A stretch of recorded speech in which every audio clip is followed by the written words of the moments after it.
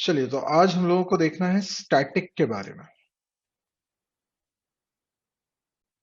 अरे आवाज नहीं आ रही आपको? अभी आ रही है आवाज? नहीं सुजीत, सी लैंग्वेज का बैच तो फुल हो गया है, स्टार्ट भी हो गया है। अब नेक्स्ट बैच जनवरी में आएगा, तो उसके एडमिशंस एक दो हफ्ते बाद स्टार्ट करूंगा, तो उसमें बोल देना उसको। चलिए सुनिए, स्टैटिक के बारे में हम लोग पढ़ते हैं पहले। स्टैटिक का सी प्लस प्लस में इस्तेमाल आप तीन जगहों पर कर सकते हैं। सबसे पहले स्टैटिक लोकल वेरिएबल, दूसरा स्टैटिक मेंबर वेरिएबल, और तीसरा स्टैटिक मेंबर फंक्शन। तीन जगहों पर आप स्टैटिक का इस्तेमाल कर सकते हैं। ध्यान रहे कि स्टैटिक लोकल वेरिएबल का कॉन्सेप्ट सी में भी था एंड सी प्लस प्लस में भी है, as it is. Static member variable और स्टैटिक मेंबर फंक्शन का कॉन्सेप्ट केवल सी प्लस प्लस में है, सी में नहीं है। स्टैटिक लोकल वेरिएबल क्या था, सिर्फ आपको याद दिला देता हूं। किसी फंक्शन की बॉडी के अंदर जब हम कोई वेरिएबल बनाते हैं तो वो लोकल वेरिएबल कहलाता है। अगर हम फंक्शन की बॉडी के अंदर ही कोई वेरिएबल बनाते वक्त स्टैटिक कीवर्ड का इस्तेमाल कर लें तो ये स्टैटिक लोकल वेरिएबल कहलाएगा। स्टैटिक लोकल वेरिएबल और लोकल वेरिएबल में फर्क है इनके लाइफ टाइम का। स्टैटिक लोकल वेरिएबल और लोकल वेरिएबल में एक और फर्क है उनकी डिफॉल्ट वैल्यू का। लोकल वेरिएबल में बाय डिफॉल्ट गार्बेज वैल्यू होती है, यानी इसमें अगर मैं कुछ असाइन नहीं कर रहा हूं तो इसके अंदर गार्बेज वैल्यू रखिए। जबकि स्टैटिक लोकल वेरिएबल में कुछ असाइन नहीं कर रहा हूं तो भी इसके अंदर जीरो है।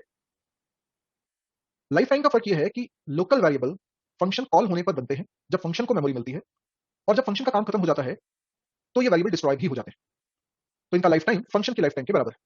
अगर F1 फंक्शन प्रोग्राम के अंदर 3 बार कॉल हो रहा है तो X वेरिएबल 3 बार बनेगा और डिस्ट्रॉय होगा। Static local variable program start होते ही बन जाते हैं और पूरे प्रोग्राम के एंड होने तक मेमोरी में एग्जिस्ट करते हैं। यानी इनका लाइफ टाइम फंक्शन की लाइफ टाइम पे डिपेंड नहीं करता, बल्कि पूरे प्रोग्राम के दौरान ये वेरिएबल्स एग्जिस्ट करते हैं।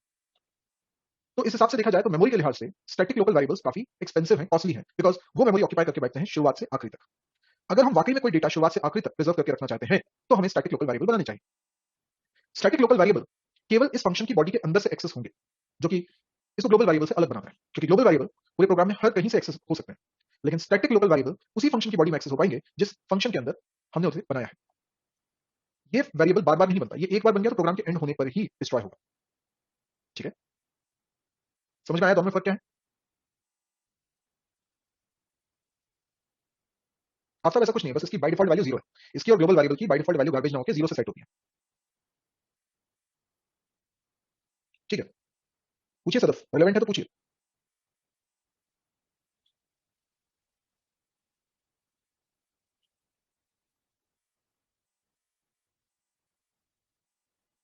स्टैटिक वेरिएबल्स और ग्लोबल वेरिएबल्स अलग अलग हैं। ग्लोबल वेरिएबल्स फंक्शन की बॉडी के बाहर बनते हैं, स्टैटिक वेरिएबल का डिक्लेरेशन फंक्शन की बॉडी के अंदर होता है। तो इनके लाइफ दोनों की सेम है, स्टैटिक वेरिएबल और ग्लोबल वेरिएबल की, लेकिन इनका स्कोप में अंतर है। ग्लोबल वेरिएबल हर फंक्शन में एक्सेस हो जाएगा, लेकिन स्टैटिक वेरिएबल केवल उसी फंक्शन में एक्सेसिबल होगा जिसमें बना है। ऑफ कोर्स सदफ, ये फंक्शन जो मैंने बनाया है ये किसी क्लास का मेंबर फंक्शन भी हो सकता है और कोई नॉन मेंबर फंक्शन भी हो सकता है, इससे कोई फर्क नहीं पड़ता। अगर ये F1 फंक्शन किसी क्लास में मेंबर फंक्शन है तो भी ये स्टैटिक वेरिएबल और ये एक्स और के दोनों वेरिएबल ये कोई इंस्टेंस वेरिएबल या स्टैटिक मेंबर वेरिएबल तो बन नहीं जाएंगे। F1 मेंबर फंक्शन हो सकता है, पर F1 के अंदर जो वेरिएबल बनेंगे वो तो F1 के लोकल वेरिएबल कहलाएंगे ना। आनंद, ग्लोबल वेरिएबल स्टैटिक क्यों होगा? ग्लोबल और स्टैटिक में एक ही तो फर्क है। तो अगर ग्लोबल वेरिएबल बना दिया है तो उसको स्टैटिक बनाने से क्या फर्क पड़ेगा बताओ?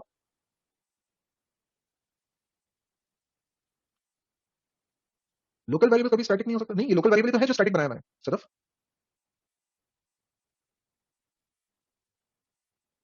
ये जो के वेरिएबल मैंने बनाया ये लोकल वेरिएबल ही है, स्टैटिक लोकल वेरिएबल।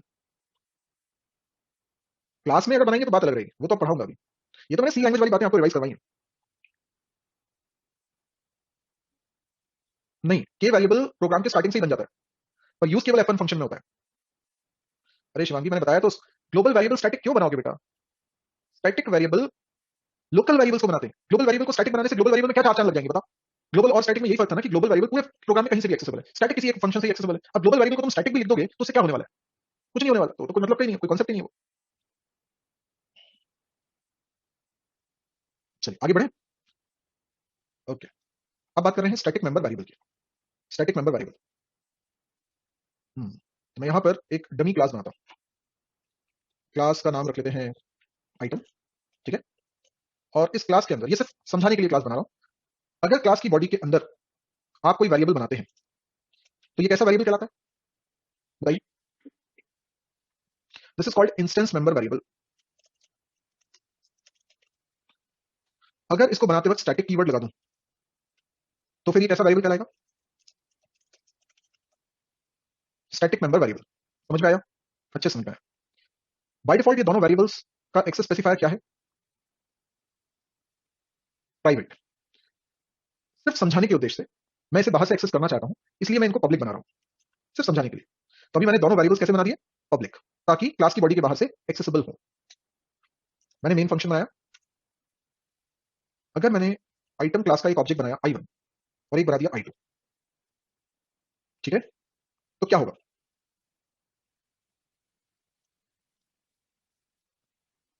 देखिए, एक ऑब्जेक्ट बन जाएगा i1 नाम से, जिसके अंदर एक वेरिएबल होगा, और इस वेरिएबल का नाम क्या होगा? a।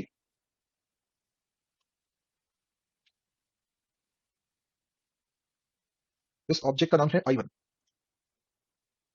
इसी प्रकार से एक और ऑब्जेक्ट हमने बनाया है i2। क्या ये समझ में आ रहा है आप लोगों को? ये i2 बना लिया हमने, ये दो ऑब्जेक्ट बन गए। अच्छा मुझे बताइए, ए वेरिएबल को हम क्या बोल रहे हैं पुलकित? ए वेरिएबल कैसा वेरिएबल है पुलकित? Instance member variable. क्या मतलब होता है इंस्टेंस मेंबर वेरिएबल का? ऑब्जेक्ट के वेरिएबल्स। इंस्टेंस मतलब ऑब्जेक्ट। तो जब जब बनेगा ऑब्जेक्ट, उसके अंदर होगा ए नाम का वेरिएबल। क्लियर? और ये बात भी साफ है कि जो के नाम का वेरिएबल है वो इंस्टेंस मेंबर वेरिएबल नहीं है, जिसका अर्थ ये हुआ कि ये ऑब्जेक्ट का वेरिएबल नहीं है। इसीलिए ऑब्जेक्ट के अंदर ए वेरिएबल को तो मेमोरी मिली है, पर के वेरिएबल को मेमोरी नहीं मिली है। Is that clear? के वेरिएबल को मेमोरी ऑब्जेक्ट की बॉडी के अंदर, ऑब्जेक्ट की मेमोरी के अंदर नहीं मिली है, क्योंकि ये ऑब्जेक्ट का मेंबर वेरिएबल नहीं है, ऑब्जेक्ट स्पेसिफिक नहीं है। ए वेरिएबल जो था वो इंस्टेंस मेंबर वेरिएबल है, वो ऑब्जेक्ट स्पेसिफिक है। अच्छा, अब मुझे बताइए, क्योंकि मैंने, अच्छा मैं ऐसे लिखता हूं i1 dot a assign 5, cout i2 dot a get c h. क्या आउटपुट आएगा? अर्षद कह रहे हैं 5 आएगा, पुलकित कह रहे हैं गार्बेज आएगा, निकिता कह रहे हैं 0 आएगा, बहुत सारे लोग बोल रहे हैं गार्बेज आएगा। राहुल त्रिपाठी कह रहे हैं 5 आएगा। जो लोग कह रहे हैं 5 आएगा वो थोड़ा और ध्यान से कोड को देखें। रश्मि, आरजे महाजन, महर्जन, आर्या, आप लोग 0 बोल रहे हैं। आप भी कॉन्सेप्ट ध्यान से समझिए, क्योंकि आप गलती कर रहे हैं। इंस्टेंस मेंबर वेरिएबल्स में बाय डिफॉल्ट क्या होता है? गार्बेज वैल्यू होती है। इंस्टेंस मेंबर वेरिएबल में नोट्स बनाओ, उसमें लिखना, इंस्टेंस मेंबर वेरिएबल्स में बाय डिफॉल्ट क्या होता है? गार्बेज वैल्यू होती है। अब अगर आपने i1 i2 दो अलग अलग ऑब्जेक्ट्स बनाए हैं, तो ये 5 किस में जा रहा है? 5 जा रहा है i1 के ए में। क्या i1 का ए और i2 का ए सेम बात है? तो फिर जितने लोग ये कह रहे थे कि आंसर 5 आएगा, उन्हें बात समझ में नहीं आई या उनसे गलती हो गई? अगर वो बोल रहे हैं कि इसका आउटपुट 5 आएगा, तो आपको ये समझ में नहीं आ रहा कि ये दोनों ए वेरिएबल अलग अलग हैं। डायग्राम बनाया मैंने भाई, डायग्राम बनाया, फिर क्या दिक्कत है? दो अलग अलग ए वेरिएबल दिख रहे हैं ना। 5 किसमें गया? i1 के ए में गया 5। i2 के ए में तो मैंने 5 नहीं रखा ना, तो जब i2 का ए प्रिंट कराऊंगा तो 5 कैसे प्रिंट हो जाएगा? अगर आपने ध्यान से रीड नहीं किया था और इसको i2 डॉट ए की जगह i1 डॉट ए समझ लिया था, तो फिर बेटा जैसे मेरे को चश्मा लगाया तुम भी लगा लो, है ना? नहीं तो समझो इस बात को। और अगर तुमको यही नहीं मालूम था कि दो अलग अलग ए है, तो फिर तो तुम डायग्राम को देख ही नहीं रहे हो। दोनों ए अलग अलग है, दोनों ए अलग अलग है, तो इधर गार्बेज वैल्यू प्रिंट होगी। ठीक है, इधर रिजल्ट क्या आएगा? Garbage value. गार्बेज वैल्यू तो कुछ भी हो सकती है भाई, कुछ भी हो सकती है, हम प्रिडिक्ट ही नहीं कर सकते, कुछ भी हो सकती है।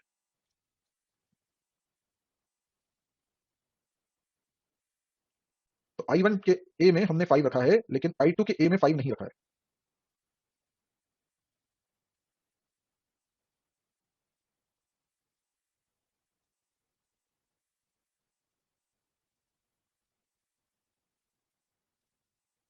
Okay, result comes -2, which is some garbage value. Okay, अगर मैं लिखता हूं i1 डॉट के असाइन 10 और फिर प्रिंट कराता हूं i2 डॉट के की वैल्यू, चलिए बताइए क्या आउटपुट आएगा? 0 आएगा, 10 आएगा, या एरर आएगी? जो लोग कह रहे हैं कि 0 आएगा, ऐसा क्यों लग रहा है उन्हें कि 0 आएगा? क्लास में सारे स्टूडेंट्स 3 भागों में बट गए हैं। कुछ लोग 10 कह रहे हैं, कुछ लोग 0 कह रहे हैं, कुछ लोग एरर कह रहे हैं। गिरिराज कह रहे हैं के is not a member of the class, जबकि हमने उसे मेंबर वेरिएबल लिखा हुआ है। फिर भी गिरिराज ऐसा क्यों बोल रहे हो? बड़ा खतरनाक स्टेटमेंट दे दिया तुमने। ये तो ऐसा है कि तुम किसी दिन बोल दो कि मोदी जी भारत के नागरिक ही नहीं है। तुम कह रहे हो कि वेरिएबल मेंबर वेरिएबल नहीं है, कि इंस्टेंस मेंबर वेरिएबल नहीं है, पर मेंबर वेरिएबल नहीं है, ऐसा तो नहीं बोल पाएंगे।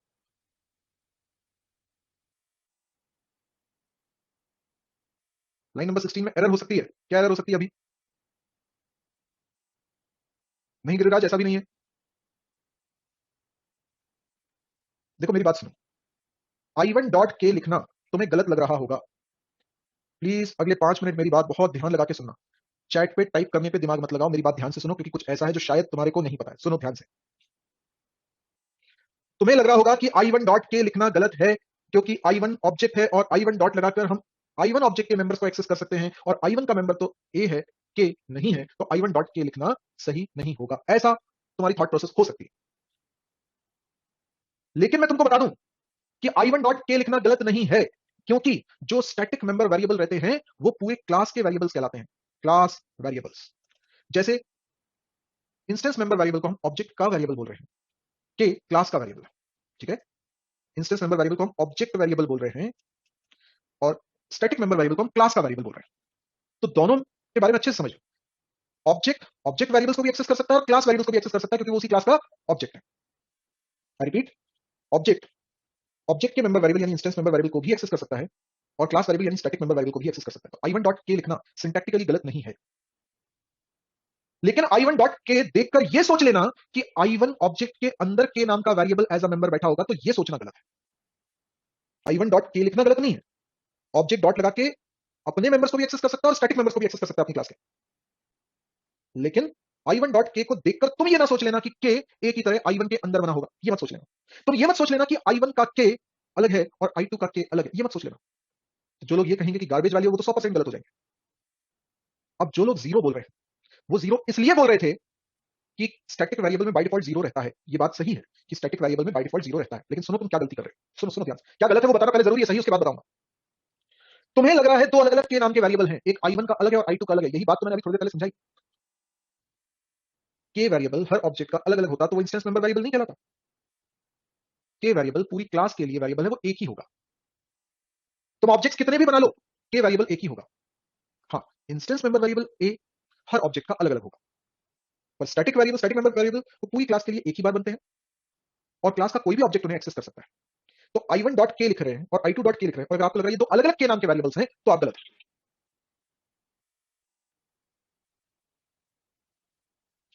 तो जो लोग जीरो बोल रहे थे वो शायद यही सोच रहे थे कि दो अलग अलग के हैं, तो उनका कॉन्सेप्ट तो क्लियर हो गया। अब जिन लोगों का आंसर गार्बेज, वैसे गार्बेज किसी ने बोला नहीं शायद, लेकिन अगर किसी ने बोला हो तो उनको मैं क्लियर कर दूं, स्टैटिक वेरिएबल में बाय डिफॉल्ट जीरो रहता है, गार्बेज नहीं रहता।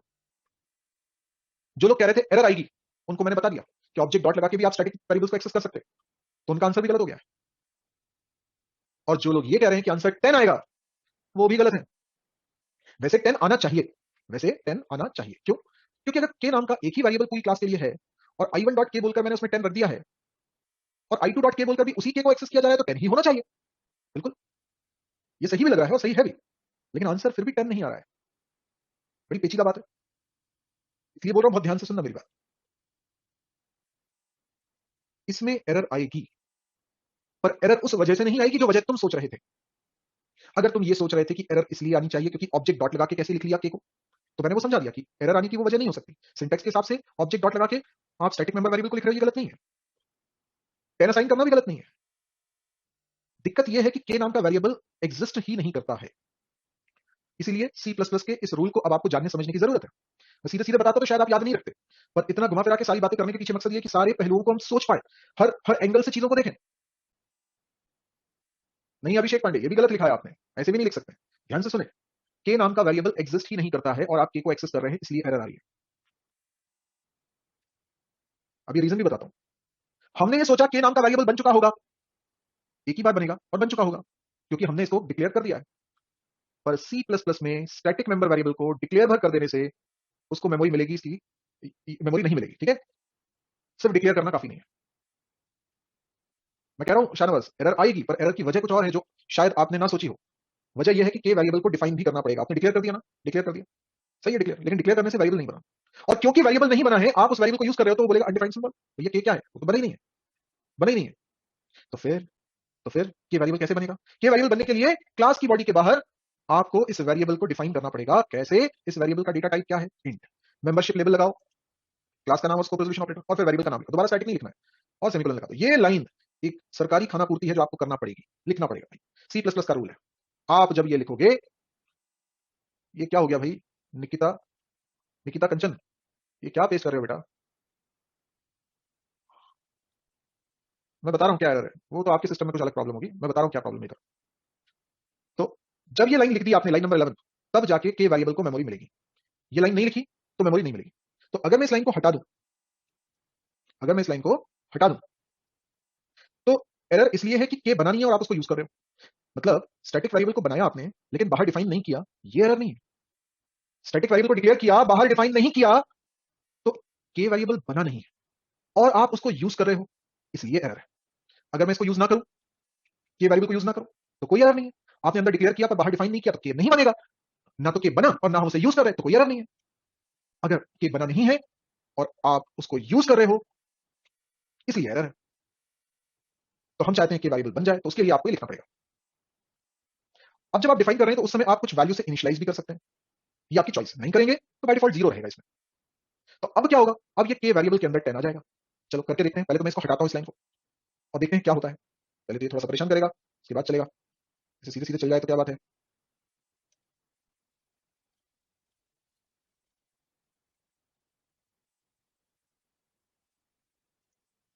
देखिए क्या एरर है, अनडिफाइंड रेफरेंस टू आइटम के। दो जगह एरर आ रही है। कौन सी दो जगह एरर आ रही है? हम दो बार के वेरिएबल को रेफर कर रहे हैं ना, तो वो एरर दे रहा है, दो जगह पे एरर दे रहा है। ठीक है, समझ में आया? दो जगह एरर आ रही है। अब मैं इसको डिफाइन कर देता हूं।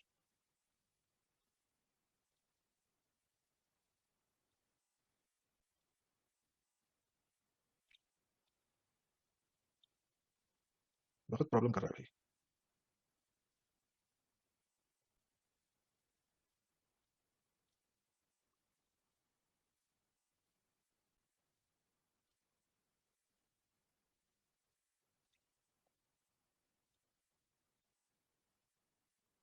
ऐसा इसलिए हो रहा है क्योंकि मेरा कुछ सेटिंग्स की प्रॉब्लम हो गई है। मैं बोल रहा हूँ ना, एंटीवायरस जब से अपडेट किया तब से प्रॉब्लम हो रही है।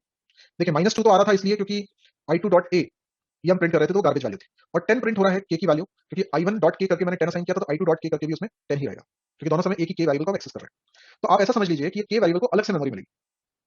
के वैल्यूबल को जो मेमोरी मिली वो अलग से मिली, ऑब्जेक्ट के अंदर नहीं मिलेगी। और 10 इसके अंदर रखा है। आया समझ में? नमन, ये इसका सिंटेक्स है, इसका रूल है और कुछ नहीं। ठीक है, बाहर आपको डिफाइन करना ही पड़ेगा C++ में। अच्छा, मुझे बताओ, अगर मैं कोई ऑब्जेक्ट नहीं बनाता तो ए वेरिएबल नहीं होता, तो i1.a में लिखता भी नहीं। जब ए है ही नहीं तो ए को एक्सेस क्यों करूंगा, है ना? लेकिन के तो है ना। अरे भाई, ए वेरिएबल नहीं बना क्योंकि ऑब्जेक्ट नहीं बना, और के वेरिएबल तो ऑब्जेक्ट पे डिपेंड नहीं कर रहा ना, तो के तो बना होगा। ठीक है, लेकिन के को मैं एक्सेस नहीं कर पा रहा, क्यों? क्योंकि i1.k कैसे लिखूं, i1 तो बना ही नहीं। और केवल के लिखूंगा तो भी गलत है, क्योंकि ये सोचेगा कि के नाम का कोई वेरिएबल मेन फंक्शन में है, और मेन फंक्शन में तो कोई के नाम का वेरिएबल है ही नहीं। तो फिर स्टैटिक मेंबर वेरिएबल को एक्सेस करने का एक तरीका है ऑब्जेक्ट डॉट लगा के, और दूसरा तरीका है जो ज्यादा बेटर है, क्लास नेम स्कोप रेजोल्यूशन लगा के। ये तरीका इसलिए ज्यादा बेटर है कि इस तरीके से दो फायदे हैं। एक तो ऑब्जेक्ट ना भी हो तो भी आप ऐसा लिखकर एक्सेस कर सकते हैं, है ना? दूसरा फायदा क्या है? दूसरा फायदा क्या है, इस लाइन को देखकर ये कंफ्यूजन नहीं होता कि के इंस्टेंस मेंबर है कि स्टैटिक मेंबर है। क्लास नेम लगाकर लिख रहे हैं तो ये स्टैटिक मेंबर ही होगा, क्योंकि इंस्टेंस मेंबर्स को इस तरीके से कभी एक्सेस नहीं किया जा सकता। आइटम स्कोप रेजोल्यूशन लगा के तुम स्मॉल ए वेरिएबल नहीं लिख सकते, क्योंकि ए वेरिएबल ऑब्जेक्ट का वेरिएबल है, ऑब्जेक्ट के साथ ही लिखा जाएगा, वरना पता कैसे चलेगा ए किसका है? पर के तो पूरी क्लास का एक ही है, इसलिए के साथ दिक्कत नहीं है। समझ में आया? क्लास नेम स्कोप रेजोल्यूशन वाला तरीका, मतलब ऑब्जेक्ट बना भी हो तो भी मैं कहूंगा इस तरीके से एक्सेस करना ज्यादा बेटर है, क्योंकि इससे कंफ्यूजन नहीं होते। पर ऑब्जेक्ट नहीं है तो यही तरीका यूज करना पड़ेगा। स्कोप रेजोल्यूशन ऑपरेटर है साधन। इसको मेमोरी क्लास लोड होते ही मिल गई है, यानी प्रोग्राम स्टार्ट हुआ, क्लास लोड हुई, वैसे ही के वेरिएबल को मेमोरी मिल गई।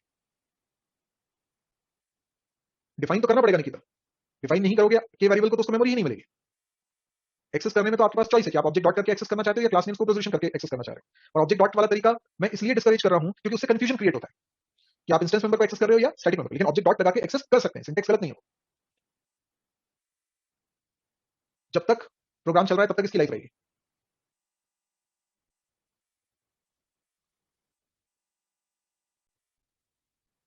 वेरिएबल डिक्लेयर फंक्शन में कहां हो रहा है अहमद? वेरिएबल फंक्शन के अंदर थोड़ी डिक्लेयर हो रहा है, वो तो क्लास में डिक्लेयर हो रहा है, और डिफाइन क्लास के बाहर हो रहा है। तो क्लास जैसे ही लोड होगी, प्रोग्राम स्टार्ट होती है तो क्लास लोड हो जाएगी ना, तो क्लास जैसी लोड होगी वैसे ही मेमोरी मिल जाएगी स्टैटिक वेरिएबल को। तुम स्टैटिक लोकल वेरिएबल की बात कर रहे हो क्या? अगर स्टैटिक लोकल वेरिएबल की बात कर रहे हो तो तुम गलत जगह पे सवाल पूछ रहे हो। यहाँ मुझे थोड़ा समझ में आ जाएगा कि तुम स्टैटिक लोकल वेरिएबल की बात कर रहे हो। स्टैटिक लोकल वेरिएबल में भी शुरुआत में मेमोरी मिलती है, क्योंकि डिक्लेरेशन स्टेटमेंट कंपाइल टाइम पे ही रिजॉल्व हो जाते हैं। आप ये क्यों सोच रहे हो कि एग्जीक्यूशन टाइम पे वो लाइन दिखाई दी उसको।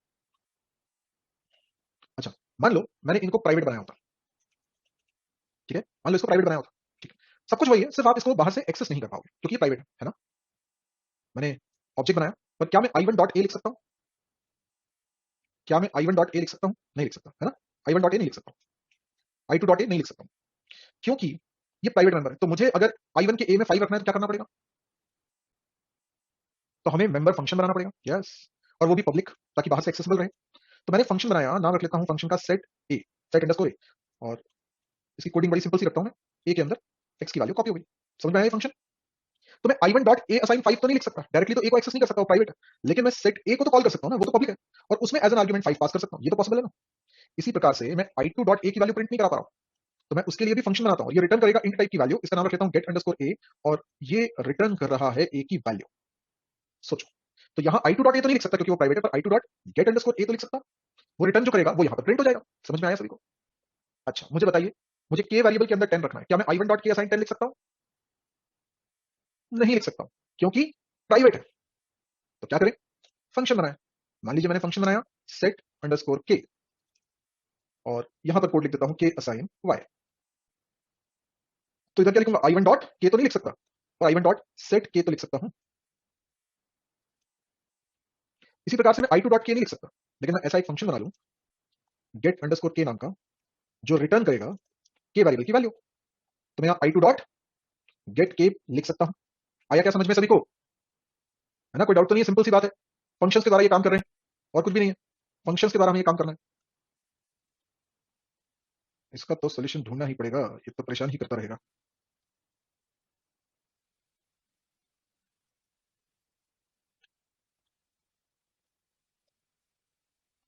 ये देखिए, -2 10, वो गार्बेज वैल्यू दे रहा है ना, i2 डॉट गेट ए लिखा है, तो i2 के ए को रिटर्न कर रहा है, जो कि -2 आ रहा है गार्बेज वैल्यू, और 10 तो ठीक है, 10 तो सही आ रहा है।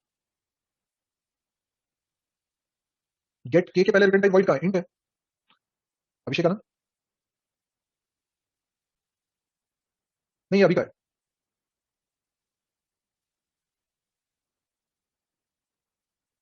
स्कोप रेजोल्यूशन ऑपरेटर, अरे वो तो डिफाइन करने का सिंटैक्स है बेटा आदर्श, उसको क्यों परेशान हो रहे हो? सिंटैक्स है यार, अब यार लैंग्वेज हमने नहीं बनाई, नहीं तो हम कुछ और रूल बना लेते, अब जो रूल बनाया वो तो आपने फॉलो करना पड़ेगा।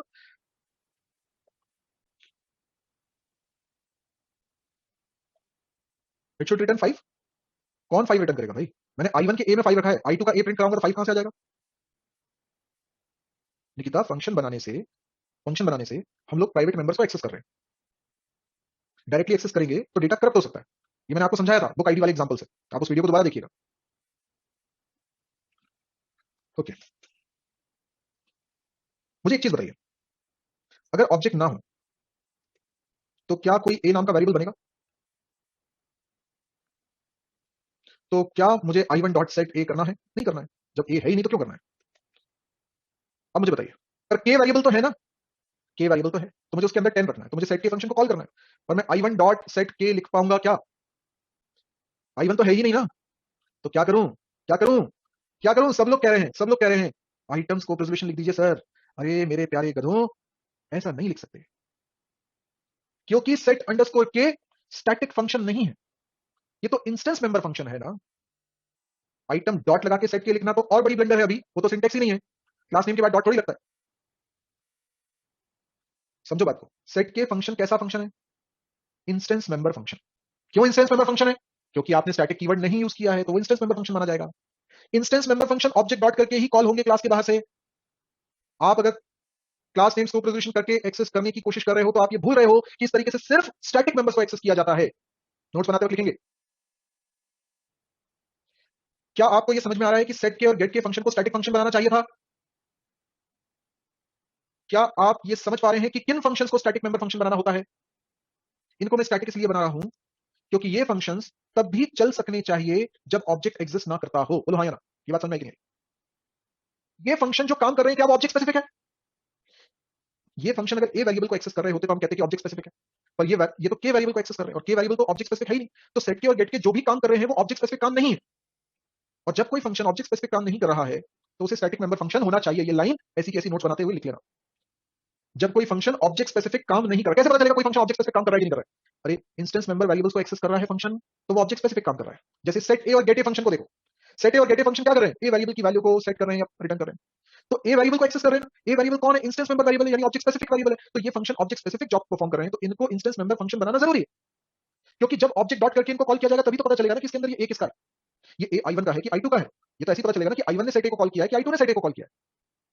तो इसका मतलब इन फंक्शंस को इंस्टेंस मेंबर फंक्शन बनाना जरूरी है, क्योंकि इसके अंदर इंस्टेंस मेंबर वेरिएबल्स को हम एक्सेस कर रहे हैं, यानी ये ऑब्जेक्ट स्पेसिफिक काम कर रहा है, तो ये इंस्टेंस मेंबर फंक्शन होना चाहिए। पर सेट के और गेट के फंक्शन स्टैटिक वेरिएबल को एक्सेस कर रहे हैं, ये इंस्टेंस मेंबर्स को एक्सेस नहीं कर रहे हैं, इसलिए ये ऑब्जेक्ट स्पेसिफिक काम नहीं कर रहे हैं। तो इन फंक्शन का ऑब्जेक्ट पे कोई डिपेंडेंसी नहीं है, इन्हें स्टैटिक बनाना चाहिए ताकि इन्हें बिना ऑब्जेक्ट के भी कॉल किया जा सके। और ये मीनिंगफुल है कि के वेरिएबल बिना ऑब्जेक्ट के भी एग्जिस्ट करता है, तो कोई तरीका तो होना चाहिए के वेरिएबल को एक्सेस करने का। ऑब्जेक्ट नहीं है तो फिर भी तो उसको एक्सेस करना पड़ेगा ना, तो कैसे करोगे? स्टैटिक से, स्टैटिक फंक्शंस। तो यहां पर आप आइटम स्कोप रेजोल्यूशन गेट के लिखोगे। तो जब तुमने स्टैटिक नहीं बनाया था इनको, आई1 डॉट लगा के एक्सेस कर रहे थे सेट के को, तब तुम्हें कोई तकलीफ नहीं थी कि सेट के को मैंने स्टैटिक नहीं बनाया है। ऑब्जेक्ट के द्वारा तो तुम एक्सेस कर ही सकते थे, लेकिन उस सिचुएशन को मत भूलो कि जब बिना ऑब्जेक्ट के एक्सेस करना पड़ेगा तो कैसे करोगे। ऑब्जेक्ट है तो भी आप आइटम स्कोप रेजोल्यूशन करके एक्सेस कर सकते हो स्टैटिक को। ऑब्जेक्ट है तो ऑब्जेक्ट डॉट लगा के भी एक्सेस कर सकते हो, स्टैटिक मेंबर को तो ऑब्जेक्ट भी एक्सेस कर सकता है और क्लास नेम से भी एक्सेस कर सकते हो, है ना? लेकिन किसको स्टैटिक बनाना है, किसको इंस्टेंस मेंबर फंक्शन बनाना है, वो समझ में आया कि नहीं आया? बिल्कुल नमन, अभी यही हुआ था जब मैंने इनको स्टैटिक नहीं बनाया था, तब इंस्टेंस मेंबर फंक्शन थे और instance member function static member को एक्सेस कर सकते हैं। अच्छा चलो, समझ में आया स्टैटिक किसको बनाना चाहिए, अच्छे समझ में आया। अब मैं एक रियल वर्ल्ड एग्जांपल लेता हूं जिससे आप क्या समझ पाए वो आपको क्लियर होगा। अगर मुझे बैंक के अकाउंट को रिप्रेजेंट करने के लिए ऑब्जेक्ट बनाना है, बैंक में अलग अलग लोगों के अकाउंट्स हैं, 10 अलग अलग अकाउंट है तो 10 अलग अलग ऑब्जेक्ट चाहिए ना उनको रिप्रेजेंट करने के लिए। तो पहले मुझे अकाउंट नाम की क्लास बनानी पड़ेगी, तब तो अकाउंट का ऑब्जेक्ट बनाऊंगा। तो मुझे बताओ अकाउंट नंबर नाम का वेरिएबल कैसा वेरिएबल होगा अकाउंट क्लास में? इंस्टेंस वेरिएबल होगा, इंस्टेंस मेंबर वेरिएबल होगा कि नहीं होगा? होना चाहिए, क्योंकि वो ऑब्जेक्ट स्पेसिफिक प्रॉपर्टी है, हर ऑब्जेक्ट के लिए अलग अलग वैल्यू होगी उसकी। अच्छा बैलेंस, बैलेंस कैसा वेरिएबल होगा? बैलेंस वेरिएबल भी इंस्टेंस मेंबर वेरिएबल होगा, है ना, क्योंकि वो भी ऑब्जेक्ट स्पेसिफिक प्रॉपर्टी है। Rate of interest, rate of interest होगा स्टैटिक मेंबर वेरिएबल। क्यों होगा? क्योंकि वो ऑब्जेक्ट स्पेसिफिक प्रॉपर्टी नहीं है, वो पूरी क्लास के लिए एक ही है। रेट ऑफ इंटरेस्ट तो सेम ही रहेगा ना, इसलिए उसको स्टैटिक बनाएंगे। अच्छा एक फंक्शन मुझे बनाना है शो बैलेंस, कैसा फंक्शन होगा? इंस्टेंस मेंबर फंक्शन होगा, क्योंकि इसे बैलेंस वेरिएबल की वैल्यू प्रिंट करानी है, तो इसे ऑब्जेक्ट स्पेसिफिक काम करना है। शो अकाउंट नंबर, ये फंक्शन कैसा होगा? ये भी इंस्टेंस मेंबर फंक्शन होगा, very good. Show rate of interest, ये स्टैटिक मेंबर फंक्शन होगा क्योंकि ये स्टैटिक मेंबर्स को एक्सेस कर रहा है ना। ऐसे एक फंक्शन में बनाना चाहता हूं कैलकुलेट इंटरेस्ट, जो भी ब्याज मिला है वो कैलकुलेट करना है, होगा फॉर्मूला उसके अंदर, सिंपल इंटरेस्ट या कंपाउंड इंटरेस्ट का कुछ तो भी। इस फंक्शन को अपना काम करने के लिए ऑब्जेक्ट स्पेसिफिक प्रॉपर्टीज को यूज करना है या नहीं करना, इस पर तय होगा कि ये फंक्शन कैसा बनेगा। तो गिरिराज दोबारा सोचो, ये आदर्श तुम्हें समझ में नहीं आ रही है बात? सुनो बेटा ध्यान से, क्या बोल रहा हूं समझो जरा। पुलकित बोल रहा है इंस्टेंस और स्टैटिक बोथ, यानी कि बिल्कुल सही, इंस्टेंस मेंबर को भी एक्सेस करना है और स्टैटिक मेंबर को भी एक्सेस करना है। रश्मि गलत बेटा, समझो बात को, मैं क्या बोल रहा हूं सुन ही नहीं रहे हो शायद, अपना अलग ही कुछ सोचे जा रहे हो, कुछ अलग ही ख्यालों में हो। अरे यार ग्लोबल क्या ग्लोबल, मैं क्या बोल रहा हूं सुन रहे हो? मैं कह रहा हूं कैलकुलेट इंटरेस्ट नाम का एक फंक्शन हमें बनाना है, उसका क्या काम है? इंटरेस्ट कैलकुलेट करना। इंटरेस्ट कैलकुलेट करने के लिए किन किन को एक्सेस करने की जरूरत पड़ेगी? बैलेंस को एक्सेस करने की जरूरत पड़ेगी कि नहीं पड़ेगी? और रेट ऑफ इंटरेस्ट को एक्सेस करने की जरूरत पड़ेगी कि नहीं पड़ेगी? तो इसका मतलब इस फंक्शन को जो काम करना है उसके लिए उसे दोनों तरह के वेरिएबल्स को एक्सेस करना पड़ेगा कि नहीं पड़ेगा? अगर ऐसा है तो ये ऑब्जेक्ट स्पेसिफिक प्रॉपर्टी को एक्सेस कर रहा है कि नहीं कर रहा है? अगर कर रहा है तो फिर इसे कैसा फंक्शन होना चाहिए? इंस्टेंस मेंबर फंक्शन होना चाहिए। अब कोई स्टैटिक बोले तो गधा है वो। अभी बात समझ में नहीं आई? देखो भाई, instance member function instance member को भी एक्सेस कर सकते हैं और स्टैटिक मेंबर को भी एक्सेस कर सकते हैं, ठीक है? लेकिन जो स्टैटिक मेंबर फंक्शन है वो केवल स्टैटिक मेंबर्स को एक्सेस कर सकते हैं। तो इंटरव्यू लेने वाला तुमको घुमा दे और कहे कि अरे इंस्टेंस मेंबर फंक्शन दोनों तरह के मेंबर को एक्सेस कर सकता है और स्टैटिक फंक्शन तो केवल स्टैटिक मेंबर्स को एक्सेस कर सकता है, तो ज्यादा पावरफुल कौन है? Instance member function. तो फिर स्टैटिक फंक्शन बनाए क्यों? तो क्या जवाब दोगे? तो क्या जवाब दोगे? Yes Anirudh, very good. जब ऑब्जेक्ट नहीं होगा तब क्या करोगे? ऑब्जेक्ट के बिना एक्सेस करना होगा तब क्या करोगे? तब तो स्टैटिक फंक्शन मजबूरी हो जाएगा ना। यही सॉलिड आंसर है, समझ में आ गया? तो ये है हमारा स्टैटिक और स्टैटिक वेरिएबल। अच्छा, नॉन मेंबर फंक्शंस कभी स्टैटिक नहीं हो सकते, स्टैटिक केवल मेंबर फंक्शंस को बनाया जा सकता है, ठीक है? जो नॉन मेंबर फंक्शन है उसको स्टैटिक नहीं बना सकते। आपने कहा मेन फंक्शन को स्टैटिक बना दो, नो नॉट पॉसिबल, ठीक? आई होप क्लियर है स्टैटिक के बारे में आज सब कुछ। अच्छे से रिवाइज करिएगा और मैं जो असाइनमेंट्स दे रहा हूं वो अच्छे से करिए, सी का रिवीजन हो रहा है आपका।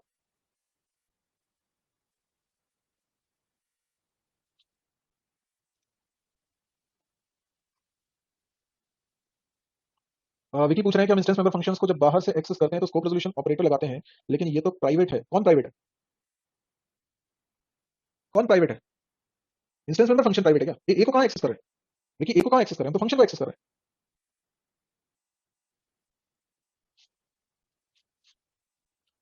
के को भी कहां यूज कर रहे हो? डिफाइन करने के लिए। वो डिफाइन कर रहे हो। वो डिफाइन कर रहे हो।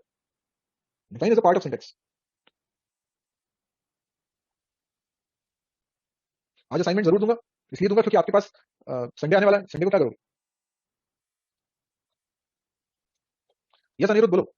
ये सर ये पूछना था कि सर जैसे जो हमने सबसे पहला इसमें स्टैटिक में एग्जांपल पढ़ा था, तो जिसमें आपने ये बताया था कि हमें यहाँ पे इन आइटम ये ऑपरेटर लगा के जरूरी है उसको डिफाइन करना स्टैटिक के लिए, वरना एरर आएगा। तो सर फिर आपने बताया था नीचे कि जब हम सी आउट कर रहे हैं तो भी हम आइटम ये ऑपरेटर के लगा के कर सकते हैं उसकी जगह, ऑब्जेक्ट की जगह। तो सर वो ऊपर वाला है वो तो डिफाइन करना है, वो तो सिंटैक्स एक्स्ट्रा है, लेकिन सर इसका क्या प्रोसेस है? मतलब जब हमने लिखा सी आउट आइटम ये ऑपरेटर और फिर के, तो जब उसकी जगह लिखा था हमने ऑब्जेक्ट की जगह i1.k की जगह, तो फिर सर इसका क्या प्रोसेस है? मतलब ये कैसे काम करता है? देखो, जब आप डिफाइन कर रहे हो तो वो मेंबरशिप लेबल है सिर्फ ये बताने के लिए कि वो के जो आइटम क्लास के अंदर बना है, बस इतना बताने के लिए, ठीक है। और जब आप मेन फंक्शन के अंदर आइटम स्कोप रेजोल्यूशन लगा के लिख रहे थे, तो वो एक्सेस करने का एक तरीका, जैसे ऑब्जेक्ट डॉट लगा के एक्सेस करते हैं, क्लास नेम स्कोप रेजोल्यूशन लगा के क्लास के मेंबर्स को एक्सेस किया जाता है, क्लास के वेरिएबल्स को या क्लास के फंक्शन को, जिनको बोलते हैं static members. Okay thank you sir. के वेरिएबल प्राइवेट है, बाहर से आप आइटम स्कोप रेजोल्यूशन के लगा के एक्सेस नहीं कर सकते। ये स्टेटमेंट से कंफ्यूज मत हो, इधर तो इंट भी लिखा है, यहाँ इंट लिखते हो क्या अंदर? वो अलग चीज है।